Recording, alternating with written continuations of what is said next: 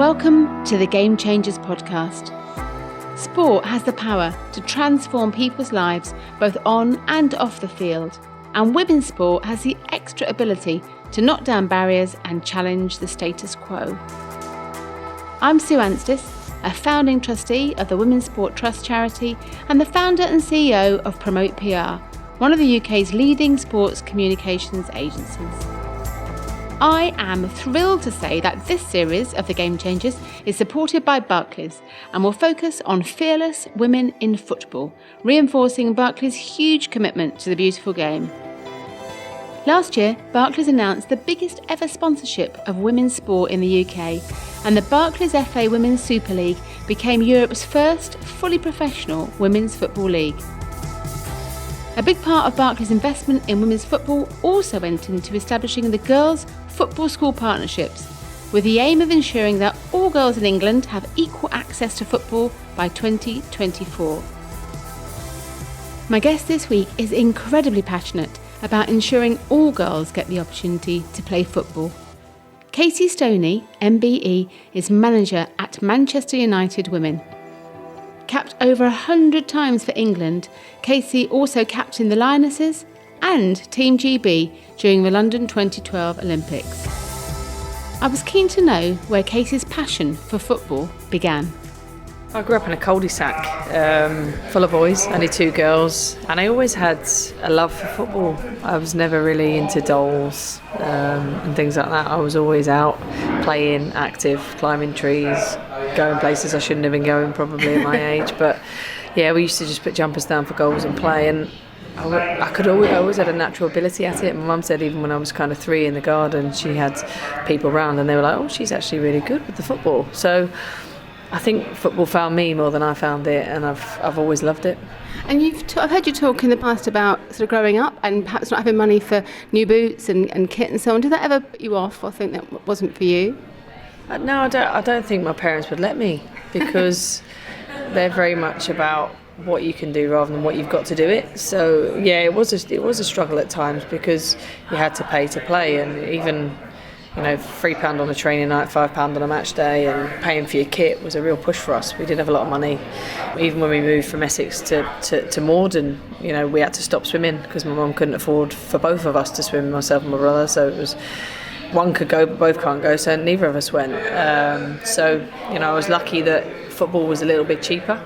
A lot of managers were a little bit more understanding and sometimes let you off with not paying now and again. So I think we found ways around it, and also my mum worked awfully hard to make sure that we had the opportunities and that we could do things. Excellent. And who are your sporting heroes, your football heroes growing up, would you say? I've heard you'd mention Ian Wright in the past. I have, yeah.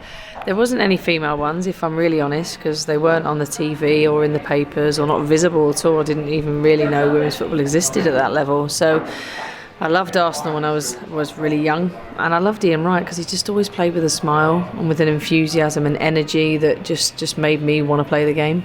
And you've said that people, like your mum knew from when you were 3, you were a great player, but when do you think people really saw your talent at that higher level? It's difficult because I never really believed in myself, to be honest, throughout my career. It took me to actually win International Player of the Year for me to realise that I was actually good enough to play for England. Obviously, when I was playing at the Little League and I got spotted for Chelsea, and the manager there, knew that I had a talent and put me in the first team within the first couple of games of the season, and that was it. I'm still in contact with him now, actually. He was a great man. And then obviously when I started playing at England and breaking in, I think that's when people realised that, was I ever the most talented? I wasn't. I definitely wasn't, but I was certainly one of the most hard-working. And that's what got me by. And that's such a fantastic message, isn't it, for girls and boys now playing sport, that it isn't necessarily all about innate skill. No, it isn't. I had obviously had natural talent and a bit of it, because I could play and I could play quite well. But for me to be able to play at the top level, I had to work very hard, very, very hard, because I wasn't as good as everybody else. I was still a talented player, but there's a reason I was a centre-half, not a midfielder or a forward. But I honed my skills in terms of being the most physically fit I could be, watching as many games as I can, learning the game, reading the game, and I was never blessed with pace. So I had to make sure that I had had the ability to read the game and preempt things quicker than every other player on the pitch, and just make myself a player that managers could rely on. And we hear a lot of teenage girls dropping out at that kind of key age. Was that ever an option for you, or were you always committed to playing? No, I considered quitting a few times, if I'm honest. When I was about 11, first time when I got banned from all football because it was the mixed sport rules, and I thought about walking away then. But I think I'm too stubborn. And then throughout my teenage years, when I was actually bullied for playing football, because it was not really the thing to do for a girl, and especially if you're good against the boys. Was that boys and girls bullying or calling it out, or mainly the boys? Mainly the boys, to be honest. But then they picked me in the team, so it was a bit confusing, really. But I always say, I always tell a story when I go around to schools. I'm like, these are the same bullies that now want to come up and ask for my autograph. Yeah. So, it's gone full circle, and I would go home and cry a lot of the time and speak to my mum. Mum was very much like, don't let them win. Don't let them win, because, if you quit and you walk away, they win. So, yeah, I think it's so hard as a girl to play sport because there's so many barriers. I played in the boys' team. I had to go ready because there was no changing facilities, leave muddy because there was no changing facilities. You get teased by parents, there's so many reasons to quit rather than to keep the game up. And I think obviously PE in schools isn't good enough, so it doesn't give the girls the physical literacy and confidence. So when you start becoming self-aware at 12, 13, 14, you get body image issues and self-image issues, and you don't feel confident, of course it's easier to step away. And do you feel that's changed now from where you were growing up? You're going into schools and seeing and talking to young people? No.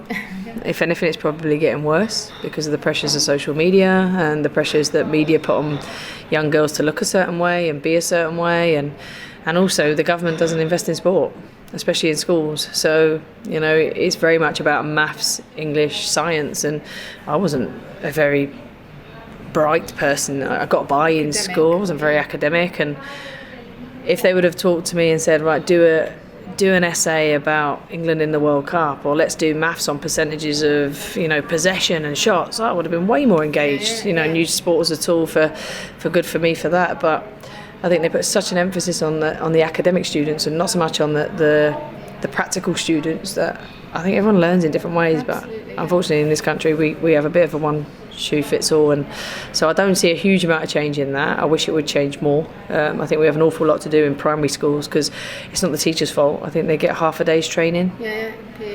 So it's not good enough. I wouldn't want to do half a day's training in maths and then go and deliver a maths lesson because I wouldn't be good enough. Yeah. So I think we have a responsibility really as a government to invest more in sport and young people, because I'm not a politician, I'm certainly not a rocket scientist, but if we have a healthier nation, surely it brings down our NHS costs. We have our mental health will be better, our physical health will be better, and we'll be a healthier nation. So I think there's lots that can be done that isn't being done. Excellent. And it almost feels as if you went from sort of playing in the street and playing as the only girl on a boys' team to playing in a senior women's team at the age of 12. So how did that feel when everyone else was so much older than you to come into a team in that way? Well, I think obviously the key thing was when I went from the Little League into Chelsea, they didn't have any junior teams. They had one senior team and a reserves team. So they were both senior teams. And how old were you then? I was 12. You were 12 then? Yeah, and you weren't actually legally allowed to play senior football till you're 14. So luckily I was tall and we used to change my date of birth on the registration forms. But it was daunting, but I think because I could always cope and I could handle myself, and I'd try and see the positives, like yes, I'm playing with adults, but it means I can get a lift. Yeah. So I didn't have to rely on anybody to get me there, and Mum was working all the time and Dad wasn't at home at that point. So for me, I always saw the positives, and also I was around more mature people, which was a good thing and a bad thing at times. The players that were better, so I was learning, I was challenging, and they were physically better, so I had to think quicker again. So I actually think it probably done me a favour. Petrified the first time I turned up, I'm not going to lie, but once you get a ball at your feet, you forget everything else. And how old were you when you got your first cap? My first senior cap, I was 17, so it was quite young. Can you remember how you felt? I guess you had junior under 23? Yeah. I had under 16, under 18 caps. Well, I only went on one under 16 cap, and then they pushed me straight into the under 18s, and then moved me into the seniors, and it was an incredible experience because it wasn't a normal first cap, because we'd actually been invited over to France to play an exhibition game before the FIFA All-Stars men's game. So I'm sat on the bench just having a lovely time, just happy to be there. And she turns and she's like, warm up. And I was like, my stomach nearly fell out. I'm not going to lie. By the time I'd got on, there was 45,000 people in the stand. So it obviously wasn't a norm. And whilst I'm playing, I turn around there. France had a corner. And I turn around to look behind me. And Zinedine Zidane and Emmanuel Petit, they're all sat down watching the game behind, and it was a really surreal moment, but it was one that kind of, I think, really lit my fire to make me want to do it more. So all there to watch you in your first cap. And then in 2005, the Euros came round and you didn't get to play. You were on the bench a bit for that. How did that affect you in terms of your thoughts on the game moving forward? Well, I think leading into that tournament, Faye White had a few injuries, and I'd played pretty much every game leading up to it because we had quite a lot of friendlies, because obviously we didn't have to qualify because we were a home nation. So I'd played quite a lot. So the opening game happened and I wasn't in the team, obviously bitterly disappointed, didn't get on. And then by the third game, we'd been knocked out, and there was only two of us that hadn't played a single minute. And I remember that was probably the closest I'd ever been to walking away, because I just thought, I'm doing all of this, and what am I doing it for? So many sacrifices. Yeah, I'm making all these sacrifices. We're still not getting paid at that time, it's still a hobby.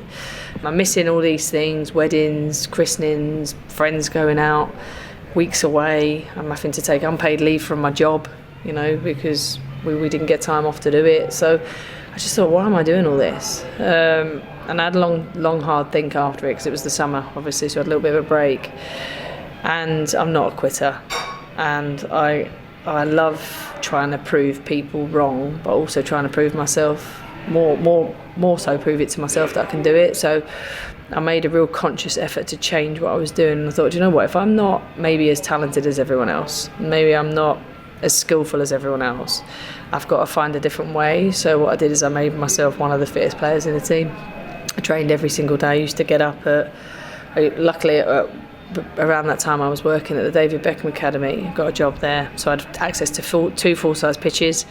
I used to get up at 5, be in work for 6, I'd train from 6 till 8, and then I'd do a full day's work, then I'd finish work, and then I'd go and train. We only trained 2 nights a week at Chelsea then. I'd drive around the motorway, train for Chelsea, and I was first on the pitch, last to leave.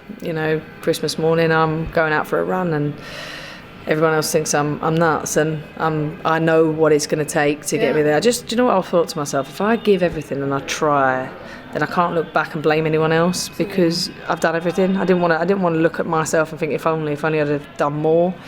I think I started really angry at Hope and their staff for not giving me the opportunity, and then I thought, you know what, actually there's only one person that can change it, and that's me. And I've lived my life like that ever since. Just looking over your shoulder, because when you're a player, you think someone's going to take your shirt. When you're a manager, someone wants your job. So you have to strive to be better every single day, no matter whether you're a 16-year-old starting out or whether you're 34 and you're towards the end of your career. You're always striving to be better. And you made captain, and so I guess jumping on from there, 7 years of amazing play, and then you made captain in 2012. And how did that feel to lead your country? Do you know what? I think it was one of probably my proudest moments ever. And not just because I've been made captain, but it was the same manager that in 2005 hadn't trusted me to play a single minute. So then give me the captaincy.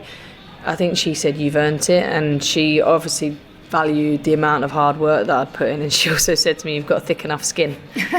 And I learned very quickly what that meant. Yeah, and do you know what? Captaincy's an amazing job, but it's amazingly difficult as well, because you've got 22 other women that you've got to try and lead and help, and all come from different backgrounds or having different experiences. Some are playing, some aren't playing. Frustrations come with that, but the minute you step out on that pitch and you're able to walk your country out, I don't think there is anything prouder than being able to do that. What kind of a captain were you? Well, I learned very quickly what captain I didn't want to be, because I was made captain very early at Charlton when I was 20, and I just thought I had to bawl and shout at everyone, and you quickly learn that's not the way. I was a captain that tried to find solutions, tried to get to know people. Also, I was a captain that had been on both sides. In 2005, I hadn't played a single minute, so I understood the frustrations, I understood the feelings, I wanted to know how they were, and I wanted to be the captain that could support and help. Try and make sure that I was the link between the manager and the players, but always make sure the players knew that my door was open no matter what. My roommate hated me for it, because players would come and talk to me and come and ask advice, and I was never a captain that would flower anything up. If you come to me for advice, I'm going to be really honest with you. I'm going to tell you maybe what you don't want to hear, but what you need to hear. And then I'm going to support you out the other side. And as a manager, head coach now, when you're looking for your captains, you've obviously learned a lot from your own experience, but do you know when you're looking across a team, is it quite clear to you who is captain material, as it were? I think it's becoming ever more difficult, if I'm honest, because I don't think we generationally we produce leaders. We don't give young people responsibility. We're in an era where everybody gets a medal for participating. No one wants to lose or win or be told anything. We don't empower young people. We want fast results for everything because our phones tell us we can get results really quickly. We don't necessarily have to work really hard for everything anymore. So it's becoming more difficult to find leaders, but I also think leaders lead in different ways. I wouldn't want anyone to mirror me because that doesn't work for them because they're not being authentic. I think leadership is to them always leading by example. I think if you're a leader, you have to set the standards. You have to lead the way on and off the pitch. But I also think as a captain, what I encourage my captains to do is delegate. Because otherwise you just get swamped and everybody comes to you and then your performances on the pitch can... you've got to play still. You've still got to play. So I'm like, be the best version of you on the pitch. And if that means you've got to delegate and you've got to get a team around you to help you, that's great. I have a leadership team at Man United, which has been voted for by the players, not by me. I don't pick it. It needs to be the people that players trust, and there's 5 of them, so the captain has support. Every player hopefully has someone they feel like they can feed into if they don't want to feed into me, and we have a two-way stream of feedback, because what I don't know, and I'm only got a job because of them. So I need to know what they need. I need to know what things maybe they're struggling with, what they enjoy, what they don't like, what's happening with the schedule. Is there things that they want to implement, because it's their environment. Absolutely. And do you think you could ever have considered a career outside of football, post-football? And I think you talked about being a physio at some point. Was that... I went to college when I was 16. I was doing my A-levels because I wanted to be a physio at that time. Obviously, we weren't professional, so there was no money in the game, so I had to have a job. So I went to college, and I've got to be honest, like I said, I wasn't that academic. I really struggled with biology, and I was going away with England all the time, and I just fell behind. So physio's hard. It's really hard, So I quit, and I've never quit anything. And it's one of the things I always say to players, I regret quitting, I do. But as soon as I quit, I went straight at my coaching badges because I knew there was never going to be anything else for me. When I was getting older and retirement was starting to creep up, I was absolutely petrified because I didn't know what I was going to do. I'm no good at anything other than football. And I'm like, without football, I don't actually know what I do. I always worked. I've worked in McDonald's. I've worked in Wimpy when I was younger. I've worked in betting offices. I've coached my entire career. I've coached pretty much full time since the age of 21. So I'm not new to it. I've been a head coach at Chelsea Academy. When I was there, I was driving a minibus, washing the kit, sorting the accommodation, sorting the education programme, doing everything. And that's been great grounding for me. If I'm honest, I wouldn't know what I'd do without football. I've been an athlete mentor for the Youth Sports Trust. I love that. Loved going around talking to young people and speaking about aspirations and trying to have an impact, because I don't think they have enough of that now. Because I think young people think your trajectory to success goes like that. And it doesn't. There's so many bumps along the way, and it's actually the bumps that make you. So, I don't know what I'd do. Maybe there's not enough work in punditry and stuff, but that's something I've done in the past and love. But football's been my life, so I'd love to stay in it. And when you were coaching in all that kind of time, did you see other female coaches that inspired you? Why did your love for coaching develop? I think when I did my level 2 when I was 16, I loved learning about the game, and I still, I'm 37, obviously I'm still new to this job. I don't pretend that I'm perfect. I'm not. I'm still learning every day, but I love learning. I love soaking as much up as I can and trying new things and making sure that I'm better for my players, because I want to be the best coach that I could possibly be. And obviously, when I started playing for England, Hope was manager of the entire programme. She was the under-16s, under-18 senior team. I think she did an awful lot for the women's game that she probably doesn't get enough credit for. So, she was a real strong role model in that. And then she brought through other female coaches, and I saw them coaching, and I just thought, and I had a lot of great male role models too. Really, really good male role models in the game that, just loved the game, and most of the male role models did it for nothing, just because they loved football. And are you coaching, or do you feel that you coach female players differently to the male players that you've coached in the past? No, I don't. My players will definitely tell you that I don't adapt the way I coach. I maybe adapt the conversations I have. Off the pitch, and the way I deal with them away from the grass. They're footballers on the grass. You know, they are footballers, and I'll be direct and I'll give them information, but I might have a more sensitive conversation away from the grass. I might need to get to know them a little bit more as people, but then I think men are the same. Just because they don't talk as much, they still have the same needs. I think maybe women are slightly more emotional, and I completely accept that, and I allow them time for their emotions, I allow them time for their frustrations, but ultimately it always comes back to the team. So I've loved working with men, I've loved working with women. Football's football to me. Excellent. And you retired in 2018 and then went immediately to join Phil Neville's England coaching team. So what was the experience like moving from being a Lioness to sort of off the other side as their coach? Do you know, it was a bit strange, if I'm honest, but I felt like I'd already gone through the transition. I mean this in the most honest way I can, because when Mark Sampson came in and dropped me and took the captaincy off me and I barely played, I was still in every squad. Yeah. I was still in the leadership group. I still had a lot of conversations with him around team selection. I sat in and analysed games with staff. So I felt like I'd already maybe started that journey in my head, because I think when he came in I knew from the way things went that my England career, playing career, was pretty much over. But what I decided, that I would make myself so valuable off the pitch that no matter what, you'd always select me, because I prided myself on being a good person. I prided myself on always putting the team first, always trying to help, and I was the person that if there was any red flags or anything going on, then I would try and put those fires out as a senior player, so the manager didn't have to deal with it. So I felt like I'd kind of gone through that transition a little bit. And then obviously Mo came in and she wanted to change things, and then I knew Phil was coming in, and I just felt it was the perfect time for me to transition in terms of playing and having the thought of losing your entire income overnight when your entire family relies on solely your income is absolutely terrifying. So when someone says to you, here's an opportunity, you take it. You know, whether I was ready for it or not, I don't know. It was on your terms, wasn't it, as well? It wasn't that you were... No, it wasn't. It was completely on my terms. Yeah. Phil said to me, you can carry on playing. You know, you can maybe do a dual role. And I was like, absolutely not. If I'm doing this, I'm doing it wholeheartedly, and I'm doing it 100%, because I don't do anything by halves, and I can't do anything by halves. So I would have killed myself trying to do both jobs.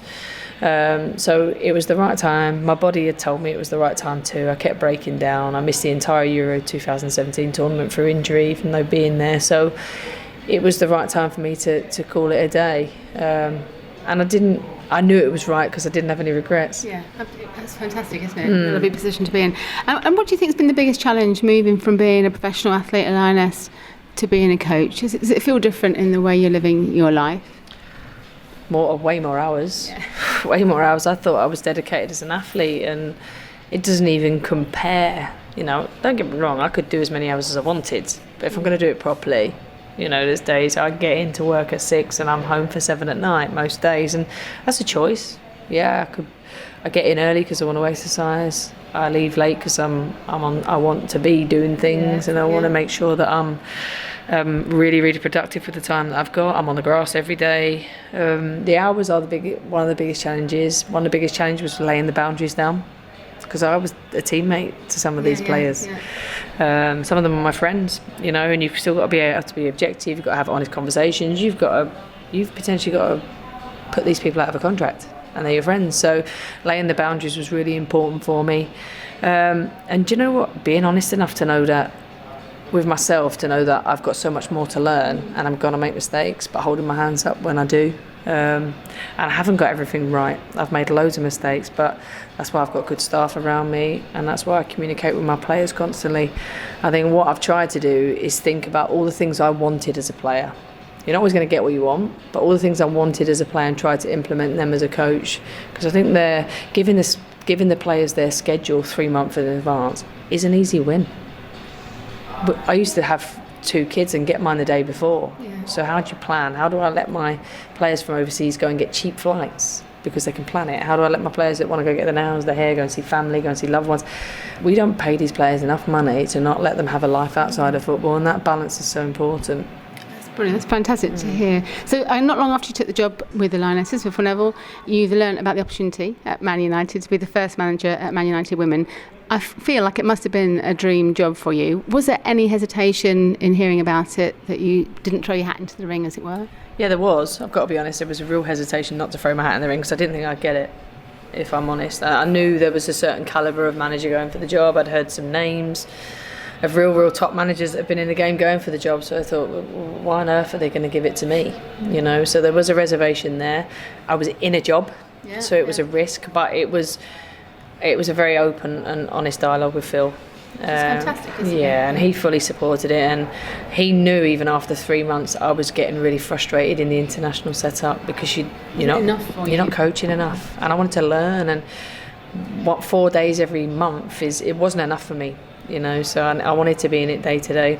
So we had a conversation. I went to Old Trafford. I put a presentation together on what I'd do and how I'd recruit and what my philosophy would be and how I'd build the club, and had an interview, which was probably the first time I've had an interview in 6-7 years. So that was daunting in itself, but I was just be myself, speak about my passion for the game. I know there's nobody that knows the game in this country better than me.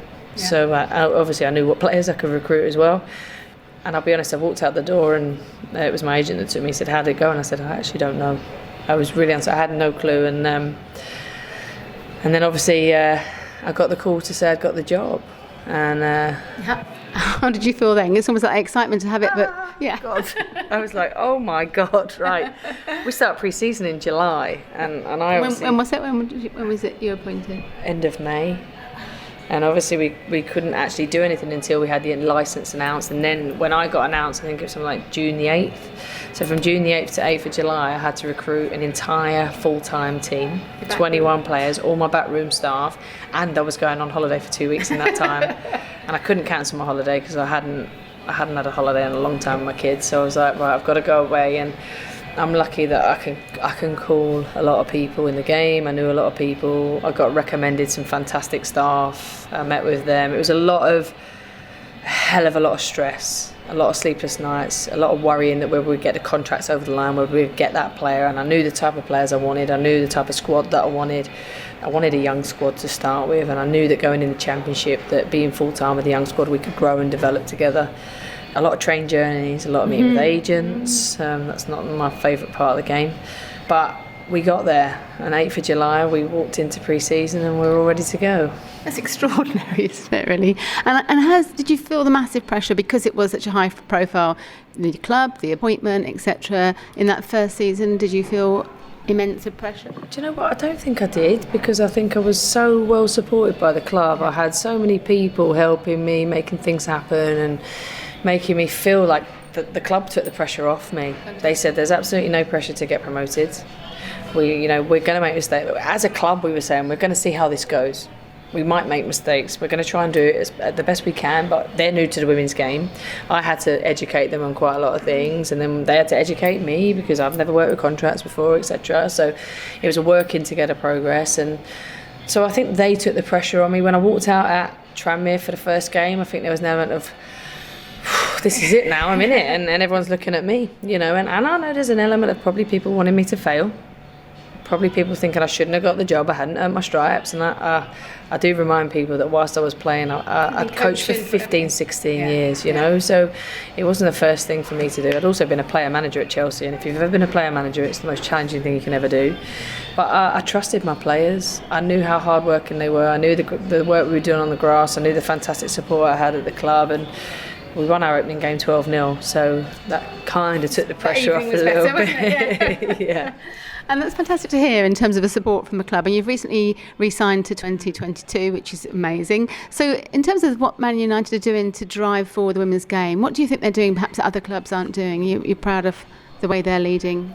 Well, I think for a start, we have the biggest global fan base as a club, which really helps. The brand's huge. Could we do more? Yeah, of course we could. We know that. We know we could be doing more. We had the highest average attendances last year, even though being in the championship. But that's something this year that we've looked at. Right, okay, now we're at a level we need to up our marketing. We need to up that. We need to make sure that we're out in the communities. We need to make sure that we're getting more people in the ground. And I think with Man United, people just associate with the badge. And wherever we go, there's excitement. You know, when we play Chelsea, it's a sellout crowd. And but do we need to do more? Yeah, of course we do. But at the same time, I think Man United try to take care of the whole player. So we have a wellbeing coach that's not employed by the club, that looks after the players and the staff. It's really important because my staff are under pressure too. You know, I have one-to-ones with my staff and players every 6 weeks. We have an education department, a player care department. We have obviously a lot of support from the team that are wrapped around the internal team. And, you know, I just think they just try to look after the person. And I think whoever comes to Man United is put in the spotlight straight away. Straight away, their followers probably go up thousands, and there's an expectation. And the fans don't care that you've been in it 20 months. They don't care. If you lose, they don't care. You know, they're going to come after you. So we try and educate them on what to leave alone, what not to read. Because if I've asked you to do a job and you've done it, that's all that matters. You know, and if we fail, we all fail. If they walk out on the pitch and they lose, it's my responsibility because it means I haven't set them up right. You know, and I'll always say that to them. You know, and we're work in progress. So I think Man United do a really good job of. I think they market the team brilliantly. I think if you look at our girls, and something we've really tried to do, and something I'm really really close with the campaigns that go out, because I don't want the girls to look approachable. I want them to look like strong, athletic women that are playing football, that are working hard, that are grafting. So we try and stay away from, fun is fun, and we have fun. We have a lot of fun at the football club. We try and do different things in terms of taking them away from the pitch every now and again. Once a month we do a task called Team United, where it's nothing to do with football. It's stretching ourselves, comfort zones, having a laugh together, communication, working as a team. So we get to it, we bring our barriers down. Different people come out and lead in different ways, and we get to know each other as people. So I think in terms of the club, I feel more supported than I've ever done at any other club. I think they market the girls really, really well.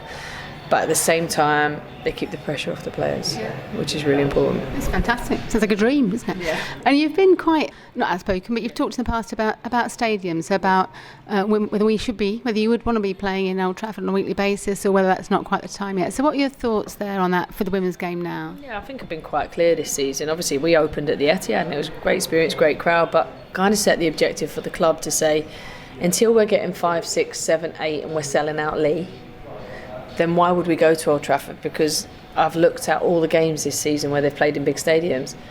There's no payoff the next week at the stadium. So it's a great occasion, fantastic for the players, but it needs to be the right game with the right lead-in so that we can get a fantastic... Because if you have 10,000, 20,000 in Old Trafford, it's soulless. Yeah. So if we're going to do it, let's do it, and let's make sure we break all records. Let's do it for the right game, on the right occasion, at the right window, so everybody wants to come. But then let's make sure we make the most of that occasion in terms of data collection and making sure that we get the fans to come back to Lee. So I think they're great occasions. It just hasn't been, I just don't think it would have been necessary in our first season in the WSL to do it. Yeah. You know, it might be something we'll look at next year. And moving on to other slightly contentious subjects, but the refereeing of the game, and it isn't just you that's called this out, so that quality of referees for the female game, where do you feel that might change in the future? Listen, I can't hide away from the fact that I've been outwardly outspoken about it. But it is important. But do you know what? It's not the referee's fault, and it's not fair. You know, and maybe I've been unfair on them by criticising them, because actually we've gone professional. They're not. Yeah. So that's where therein lies your problem. The lag almost. Yeah, therein lies your problem. So we're asking someone who's gone and done a full-time job, worked 9 till 5, probably gone home, sorted the kids out, to then come and run the line and get abuse off me for 90 minutes. So, you know, I think there has to be more investment, you know, and that's FA responsibility, potentially club responsibility, to make sure that there's more funds going into refereeing to make them better, to make sure they have more opportunities to train, because we have a professional game, but we have amateur people controlling it, and I think that's where the problems have been. And I think I can't hide it, the game does deserve better, and the players deserve better, and they work so hard, and that's where, you know, I think you'll find frustrations in head coaches and players is we're in it every day. We know how hard it is, we know the work that goes on, and also people's jobs are on the line now. Yeah, with injuries and absolutely. So, you know, there's going to be more emotion based around it, but I think we all have a duty to make sure that we try and help referees in terms of investment. Excellent. And you seem incredibly passionate about creating a legacy for girls, and obviously 2 of your children are girls. So, and I've got 3 daughters, so I know where you're coming from. But has having daughters really amplified that for you, do you think? Yeah, definitely. It's massively re-amplified that. I just think football has such an opportunity to solve many social issues, and I think equality is definitely one of those. I'm not saying we should get equal pay. Yeah. Not yet. I think the American team's a very different situation, and they should have more money, not equal pay anyway. But I think for me, having daughters and having a little boy, and that's just what I say. Everyone says, "Oh, well, you're going to raise." No, it's about raising him too.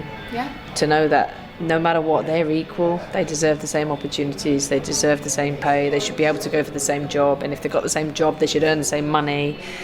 So I think it has definitely made me look at the world differently, because I've never felt not equal, because I'm not bothered about anything like that. I should be more bothered, because I'm like, I play football, I have to pay to play, but I'm also a realist. We get 2,700 in our ground. They get 80,000 at Old Trafford. Sky pay millions and millions of pounds for broadcast rights. BT Sport don't. So I'm a realist. So I know that women's game at the moment runs at a loss. So until we fill the stands, until people want to pay more money to broadcast it, until there's more commercial sponsorship coming into the clubs, then we can talk about equal pay and what we deserve. But I still think it's massive in terms of the girls being role models for young. I just want my little girls to never grow up with any barriers. Yeah. And I had to fight in so many different ways just to play sport, and I don't want that for them. Would you want your son to play football? Would you want him in the men's game? Yeah, do you know what? We take them to football on a Sunday morning. I very rarely get to go because it's our game day, but when I do get to go, I love going and watching them. What are you like on the sideline as a parent? Very quiet, very quiet. I want to be. I'm waiting for them to say, "Can you come and coach?" But I want to be because I've seen those parents. I've coached to grassroots football. I want to be the parent that sits in the chair, says nothing, and just says, "Thanks, the coach." Yeah, thank you very much. Because they're out there in the freezing cold for nothing. And I want to sit in the car with my kid on the way home and say, did you have a good time? And that should be all that matters. I don't want to coach him. So yeah, I'd love him to get involved. I'd love my girls to get involved, but I just want them to be active. So we're trying everything at the moment. They do gymnastics, they do football, they do swimming, they do drama, they've done dance. And I'm like, do you know, whatever you want to do, if you like it, go do it and have a good go at it. It's lovely to hear. And how are you managing the balance of raising 3 small kids and being a mum and working in such a high pressure? And I guess those long hours as well that you alluded to earlier. I manage it terribly. I love your honesty. Yeah, terribly. I am. I'm trying to work on it, and that's the wellbeing coach actually works with me, and we try to set schedules and plans, and it's about planning ahead. But unfortunately in football things change so quickly, and you think you can get home at 5 and something happens and you're stuck there, and it's the guilt. I feel and it's when your kids say to you, "Mummy, you're never home," and it's like a dagger in the heart. And it doesn't get any better when they get to be teenagers. Oh great. I'm looking forward to that. They can just talk more. They know which buttons to press. Yeah, and it is the guilt, but I have to remind myself why I'm doing it, because I'm doing it for them. I'm doing it to give them a better life. I'm doing it to set them up. I'm doing it to show them that mummy works, and there's hopefully a great role model for them. But I'm a guilty, but I make sure that I set certain times aside, that when I'm home, phones are away. I hate that. Mummy, you're on your phone still, and I'm like, oh no, put your phone down. But I just think if you're going to achieve anything great, work-life balance doesn't exist. It doesn't. It's enjoying the both, isn't it? You made a really definite choice to come out as gay in 2015 when you were England captain, and I feel it's such a fantastic to use your platform in that way, how much that must have positively impacted so many girls and boys. And I remember you saying at the time that you're a gay woman in football, but that doesn't mean to say that every woman playing football is gay. Why did you feel it was important? I understand, but why did you feel it was important to make that point at the time? I hate stereotypes, and that's one of the reasons I didn't come out for so long, because it was like, oh, of course she's gay, she plays football, and I'm like, half my friends in football are married to men, and I hate pigeonholing, and I hate stereotypes, and that was why it was so important to me to say, right, I am gay, but it's not because I play football. Yeah. And I didn't want that stereotype for all my friends in football either. I just think it's so wrong. It's such a throwaway comment that's not fair. So I felt it was the right time in terms of being England captain and using my platform for a positive. Was I petrified? Absolutely. Did I know what was going to happen? No. I got probably 98% was so positive, and the amount of people that reached out to me and said thank you. And I remember one specific parent had messaged me to say, thanks so much, my daughter came down last night and had a conversation with me. And that was really, really, really nice. And they're the moments where you go, that's why I did it, because it made that young girl have the courage to go and speak to her mum and not live in fear and in a place where, as a parent, I don't want to know only half of my little girl. I want to know all of her, you know, and being able to influence someone like that was quite a thing for me. Obviously, you get negatives, you're going to get that, and people have their own mind and own agenda and their own opinions, but their opinions, they don't matter to me. And do you feel, we do a lot of work within women's team sport, that there is still, you've talked about that, haven't you? You play rugby, play cricket, that there is still that sense of homophobia almost towards that women's sports, and that I feel the danger is that then it puts teenagers, girls off at a time when they're really sensitive to what people think too. Yeah, I agree. I think if you're 13, 14 and there's a stereotype, well, I don't want to be called a lesbian, so I'm not gonna do the sport, and it's unfair, you know.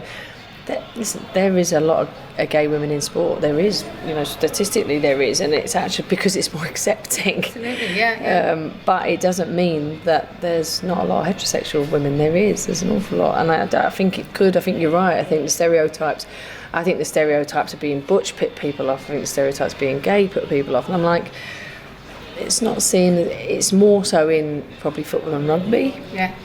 There's a lot of gay women in tennis that don't have the same stereotype of being butch because they wear a white dress and they go out in the court and play tennis, but they're still strong athletic women. So I hate the stereotypes. I'm like, just let people do their job. And it's about changing societal attitudes about what is feminine and strong, isn't it? You know, let's celebrate strength and power and all those things you talked about. Yeah, I think you can be strong athletic, you can still look beautiful in a dress. Yeah. So it shouldn't, you know, yeah, absolutely.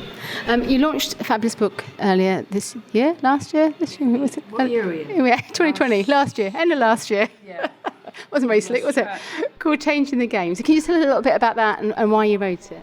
I spoke to some publishers a couple of years ago now, and we thought about lots of different ideas for a book.